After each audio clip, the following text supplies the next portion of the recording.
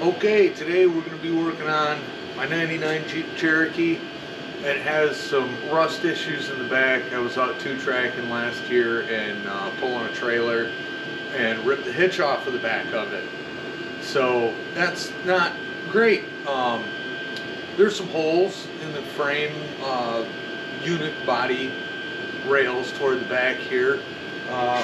We've got this area right down here and this area over here, and we're gonna show you what that looks like, and we're gonna come up with a solution to how to fix that. I've heard you can use 2x4 steel tubing to sleeve it, and then after that we're gonna try and put a bumper on it, a custom one, and we're gonna see if we can get this back to a good solid rear end that will be able to pull a small trailer through off-road trails.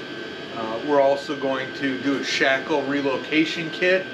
We're going to install a fuel pump, a new fuel pump in the fuel tank in the back, and we're going to hopefully do a little bit of wiring and get a DC to DC charger back here so that I can charge an EcoFlow battery and run a small refrigerator back here, similar to my wife's 4Runner setup. Alright, here you go. This is the back side of the Cherokee. This is where our shackles are at right here. Under here is where we have the damage. That is not good. That needs to be replaced, repaired. Something needs to be done about that. And it's like that on both sides. The other side I don't believe is nearly as bad, but it absolutely is.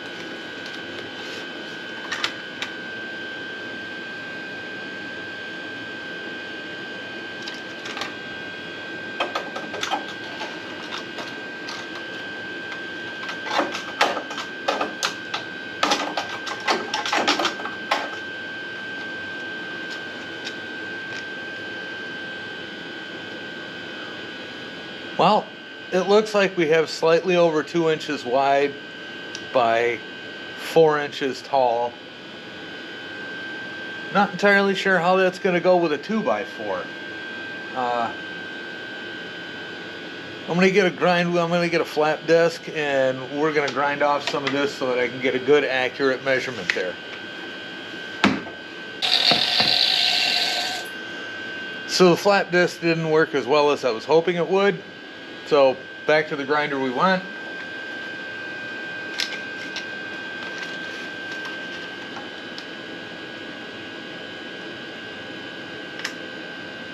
We've got about 2 3/8 inches wide.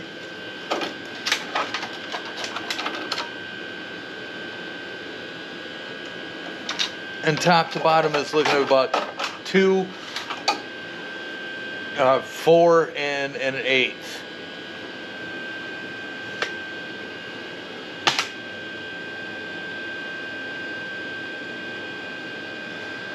The good news is most of the rust was just on the bottom, so it was probably just from sediment, water, whatever, from driving through holes up to my frickin' middle of my door.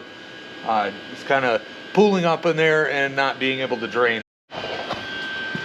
Here we go. That's what it looks like. Pretty square. There's a shackle bolt in there. That's what I'm talking about when I say that the damage isn't too bad in there. It's well, I'm trying to get good light on it for you, but it's kind of tough. It's all just at the bottom. There's a little bit of surface rust down in this area right here, but it's not terrible. I think that's something that can definitely be cleaned up and salvaged, which is good because I definitely don't want to get rid of this Jeep. I love this thing. It's been all over the place with me and my family. I'm going to go ahead and get the other one opened up, and yeah, we're going to work on it from there.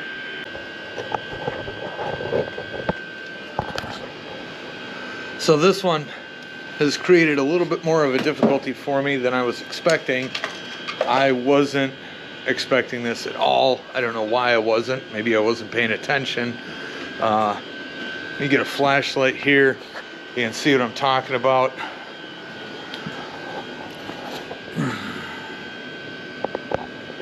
We got the filler net going right through there, and she's in some trouble. She's a little rusty, so we're gonna have to figure that out. I don't know what we're gonna do to figure that out. I don't know what we're gonna do. All right, here we go. We're back at the back of the Jeep. We've got some things done. I'm not gonna bore you with the details of all of it and how to do it. Removing the gas tank, removing the rear axle. There's 100 different videos out there of how to do that, but there's not a lot for the rest of it. So I'm just gonna quick show you what got me to this point, and then kind of explain some of the ideas and theories about what I'm hopefully going to be doing next. Okay, so here we've got our holes cut out. You can see there's a lot less material in there now than there was before, and that's on both sides. More material out of there. Okay, gas tank's gone, rear axle's gone.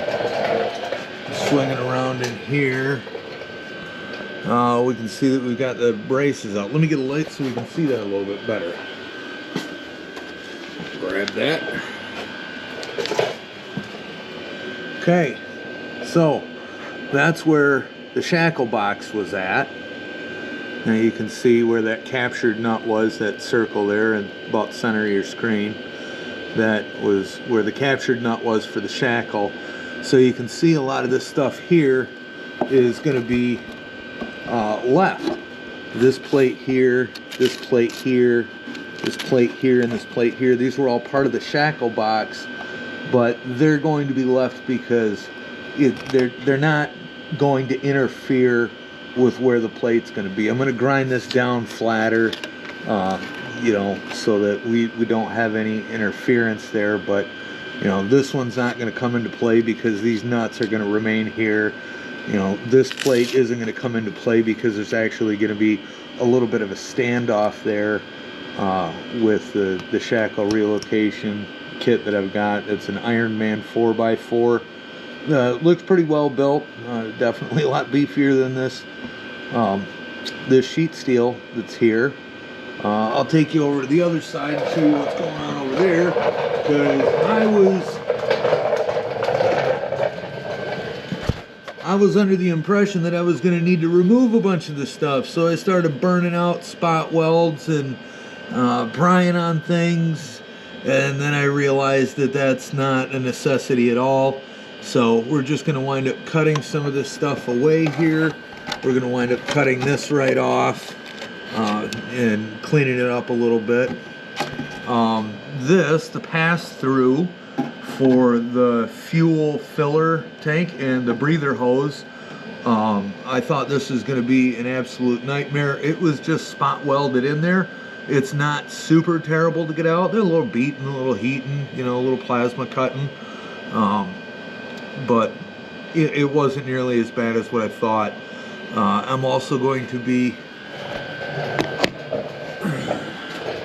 putting it back in there. I don't know how well this is going to work. My light's kind of...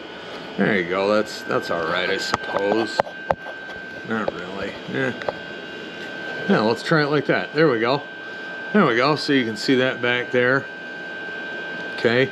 I've also got this one hole left here.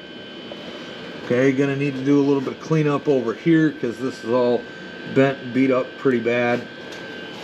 This side isn't nearly as bad. There's still a little bit of cleanup needs to be done.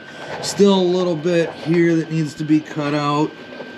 And I've got that one hole there still too. And that's fortunate because I'm gonna have to put the bolts back in there in order to mount some of the things that I want to mount on here, gas tank skid or whatnot. And then I'm eventually going to wind up cutting this out and fixing this issue as well. It's hard to get a light in there so you can see it. Yeah, there you go. That bump stop rotted out at some point in time and I lost that one bolt, so I just have the one in there now. So we're going to cut out right about where that's marked out at. We're going to put in some new bolts, remount it, plate it, and get that taken care of so we don't have any more problems with that area. Put in a new tailpipe because this one has seen some better days. We're going to clean up that spot right there, get that filled in. We're going to do something with this. I don't know what yet. Probably going to want to do that cut and fold that people talk about every so often. And yeah, that's where that's at. So I'm going to set up a tripod here and I'm going to show you a few of the things that we're going to do on the back of this.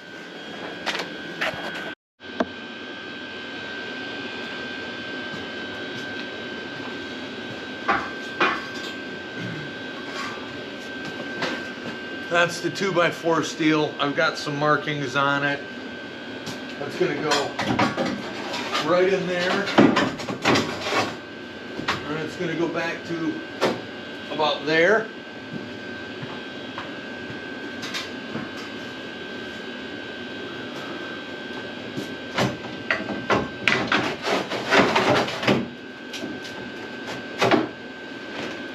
We're going to put that one in there.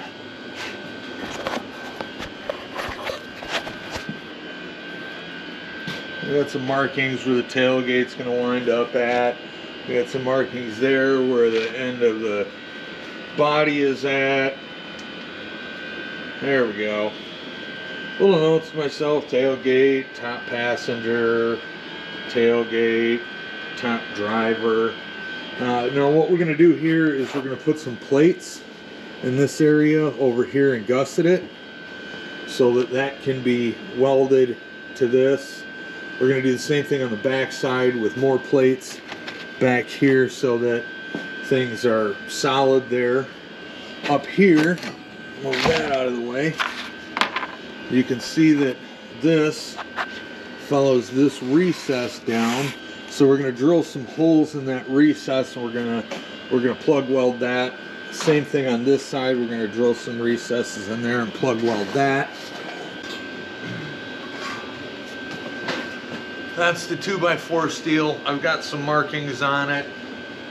That's going to go right in there. And it's going to go back to about there.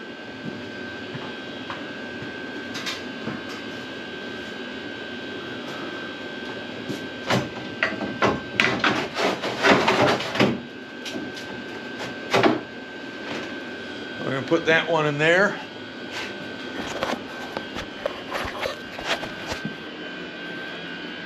We got some markings where the tailgate's going to wind up at. We got some markings there where the end of the body is at. There we go. Little notes to myself: tailgate, top passenger, tailgate, top driver. Now what we're going to do here is we're going to put some plates in this area over here and gusset it so that that can be welded to this. And these are going to go in like so in a manner. We'll have to figure out how all that does. You can see that there's that gap down the side because that's where the nut is going to go, the flag nut for the shackle. Yep, flag nut for the shackle is going to go in there. Now you got a ridiculous amount of shackle location. All right, so we've got the frame rails cut to a rough length. From here on out, we're going to get these fitted in. We're going to weld them up. I'm going to show you how to do that, at least what I'm going to do for it and what I think is going to be appropriate. And from there, we'll work on figuring out how to mount the bumper and how to get the shackle relocation kit in. This is the next phase of what I've decided to do. We're gonna weld these tabs on both sides. This is what they look like. Okay, tack them front and back. And when you go to slide it in, they fit nice and tight up against there. Okay, we've got this frame rail right here drilled out with those holes in it. So it can go in there and live there. We can figure out how that's all going to work together. I use the nut strip right there. Set it on top like so. I had one hole left in my frame rail, so that gave me an idea of where it was going to be. Moving on to the next stage, we've got a few more things done here. I'll go ahead and bring this on over and we can talk about what I did for the frame rail reinforcements. Down here, I've got the holes drilled in the bottom of the bracket that I'm going to use to reinforce that rear frame rail, unibody rail, whatever you guys want to call it. I don't really care. This right here was used as a template so that the holes all line up somewhat close, but they don't need to be perfect. I drilled them all oversized at 3/4 of an inch. That'll fit my bolt and give plenty of room for that to go up in there. I used that bottom hole right there as the starting point, kind of lined it up. Okay, we're going to go through and do a few more things today to this. We're going to do a little bit of cleaning on it. I've got one side of this scribed here. Kind of hard to see it, but there's some scribe marks in there, and we're going to use that to cut out another square tube, this same size 2x4, slide it through there so that we'll have room for these guys right here, the fuel neck and breather tube, so that we can go through our frame rail there and into that. The mounting surface for the bump stop here, this is pretty well shot and worn out. You can see it's rotted through all the way, and you can see on the back right there, that little shadow, that is a plate that keeps it a little bit stiffer. So we're going to cut those nuts off in there. We're going to replate this on the inside, and then we're going to do it again on the outside too and drill it so that we have something for that to mount to that's solid, more solid than what's there. Here's the results of cutting out that bump stop. You can see that the rust is worse than I was hoping. It goes all the way through to the other side. On the opposite side of this, you'll see that we've got this right here that came all the way back, and this is the reinforcement that they put in so that when the axle comes up and hits that bump stop, that it doesn't bend the sheet metal. So what I think we're going to do is we're going to run a cap on all of this here, we're going to run a cap on this here, and we're going to run a cap on the back side. We're going to weld it all together with probably 1/8 inch, because that's what I have, and I feel like that's probably strong enough. That's far thicker than what's here, so, and far thicker than what was used to reinforce it. Here is the final plate job for the bump stop. You'll notice that we got a cut and fold done here. Oop, there we go. We cut that, folded it up under there. That's what she looks like now. We're going to need to do a little bit of plate work underneath there, but not a whole heck of a lot. That looks okay to me. I'll be all right with that. And yeah. Got a little bit of an update here. It's a little late in the evening, but figured I should probably get one anyway. We've got a little bit more done on the bumper. We've got the bump stop finished up. Let me see if I can't find this light here. Here we go. We're gonna come over here to this side and boom, there it is. Bump stop in. You can see the welds are crap. That's okay. This is probably the worst of it right here. I was gonna plate it in. I decided to just grind these angles. See if I can hold everything. Grind these angles here, kind of flush with the way that the frame is shaped there, and then weld it all in. I'm not entirely sure that any of those welds are great. There's definitely enough welds and enough meat there that the bump stop will do its job. The plating will do its job. It's good. It's good enough for me anyway. I may be a little bit of a cobbler, and that's okay. Because everything I've cobbled so far has held up, and I imagine it's probably going to continue to hold up. We've got the bumper over here on the welding table, which is a sawhorse and a piece of 1/8" plate. I've got those all done. I've got that kind of ground down. We're going to do a little bit more filler there. We're going to do a little bit more filler there. I also managed to put these on, quarter armor. I put them sideways so that I've got enough room to stand on them a little bit while I'm taking up the rooftop tent or whatever I'm doing up there, and stand on the bumper, put a little bit of a foot on there. And then I've got these marks here. You can see they're at a bit of an angle. We're going to cut that off tomorrow and cap those. We're going to cap the front sides of those.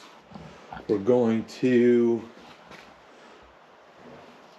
there we go, that's good light. We're going to take those and cut those off and put an angle on that. And that matches the angle right there for the most part. It's all going to be pretty close enough. And that's where I am with most of my projects, is if it works, it works. And most everything I've done so far works, and I don't have to worry about it too much on the trails. Don't have to worry too much about it anywhere. Everything that I've done has held up fine so far. Another thing that I did, here we go. We've got this, an Iron Man 4x4 shackle relocation kit. And when I put the passenger driver's side up, I realized that the driver's side is not the same as the passenger side because of the gas filler tube. So I had to cut this off and re-weld it. That weld actually turned out pretty dang good. I'm a little worried because this is the hole here that I'm probably going to use for the shackle. Maybe it's this one, maybe it's that one, but I'm pretty sure it's going to be that one right there. And that has significantly less meat on it than this one over here. You can definitely see the difference in those two looking at them. I was pretty disappointed in that. I thought for sure that that was going to be a good buy and that it was going to work just fine the way that it was, but it didn't turn out that way. And that's kind of the way of things when you're doing projects like this, rebuilding things, modifying things. You run into, oops, this is a little problem, oops, that is a little problem, and you just have to adapt and overcome.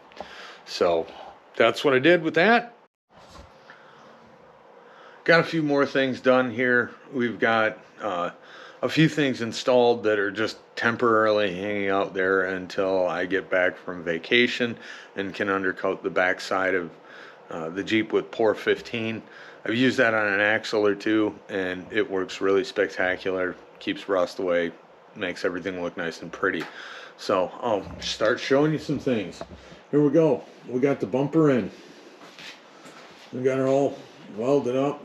We've got the cut and folds done, painted. I've got to finish painting this. We've got the swing arm in there, taken care of. Wraps around the other side. Okay, so in here we drilled some holes through the floorboard and we welded up in. Plug welded that in there. We did it on both sides, but I got all my stuff sitting in there so somebody else can use the garage. So don't have the ability to show that to you right now. I'll show you down here. We've got the shackle relocation brackets and the original receiver bolted up and in. What I wound up having to do was cut this back a little bit further so that that first bolt hole right there stays there, so that that's accessible. And you can see that there's a little bit of a gap here between where the bottom of the frame rail used to be and where the bottom of the frame rail is now. And I defeated that by using the original receiver to space it off so that this sits flush and that there's no gap up here at the top of the shackle relocation bracket. I don't have any of the bolt holes here drilled, and I don't have any of the bolt holes up in here drilled yet. That's something that I'm going to do once I get back. So that is what that all looks like. Not the most beautiful welds in the entire world, but I think it'll be okay. I'm fairly certain it will. Up in here we've got these little standoffs. Those all need to be welded in yet on both sides.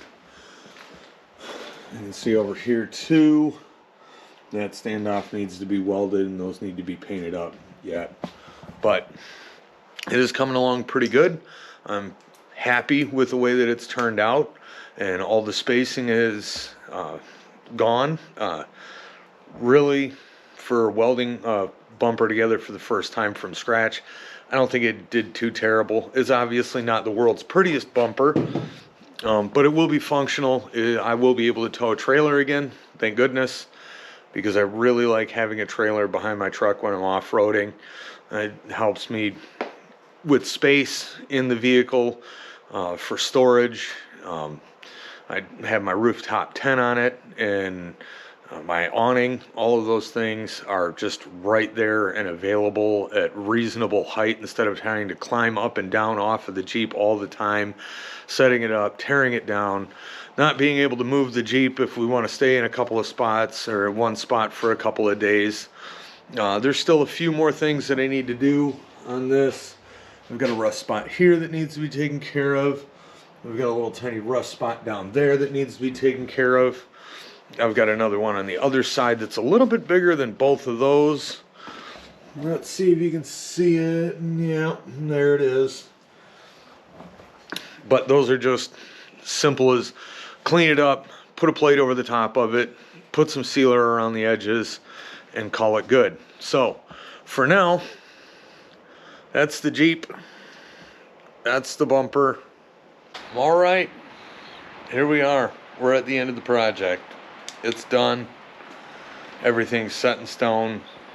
I've driven it down the road. It runs and drives. Everything works pretty good. Got myself that right there. She's a Wrath of Precision's design swing out. It's pretty decent. I like it. I've got most of everything that I need done up here. Over there you can see that everything has been kind of gloss coated. That's what Pour 15. Pretty dang good product.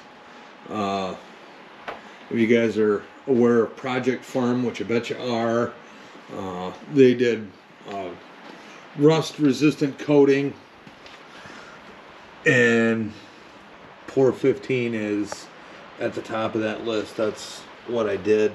We've got the 2x4 stock right there, and it did fit. The hose is just fine, thank goodness.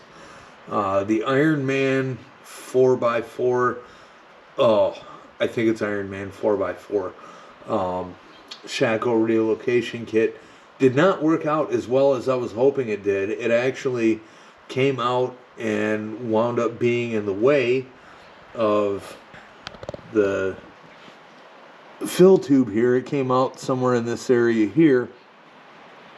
So I had to modify it, cut it. You can see, you know, it's been cut there. Move everything back a little bit. There we go, that's a better shot. Did everything I could to prevent as much rust as possible. Painted it in all the places I could. And hopefully it's good enough for a few more years. So we're gonna do a walk around video of this thing here before too long. Hopefully it stops raining in maybe the next couple of days and I can get some footage of that. That would be amazing. Get it outside, get some videos of it. Maybe even have that drawer slide out built and in there for that video. That would be super cool. We'll see. But for right now, we're done. We're gonna put a little bit of paint on the bumper in some spots that rubbed off, climbing and climbing out, whatever. And we're gonna get that slide out built. But that's the end of it. This truck is done for right now. I've got a trip here in a couple of weeks. I'm going to go up to Drummond Island and do the trail cleanup up there. If you guys can, if you get involved, local four-wheel drive clubs for cleaning up trails, do that. Get out there and be a part of the community and take care of those places that we're allowed to go, that we're so fortunate to be able to go to. Get out there, put in a weekend of effort, put in a day effort, go out there every time and take a garbage bag with you. Clean up the crap on the trails from the assholes that just throw their cheap beer cans around and leave crap all over the place. Because if you don't, we're not going to be able to get out there. And I'm going to be really sad if I can't get out there. And I know you will be too. Thanks for watching.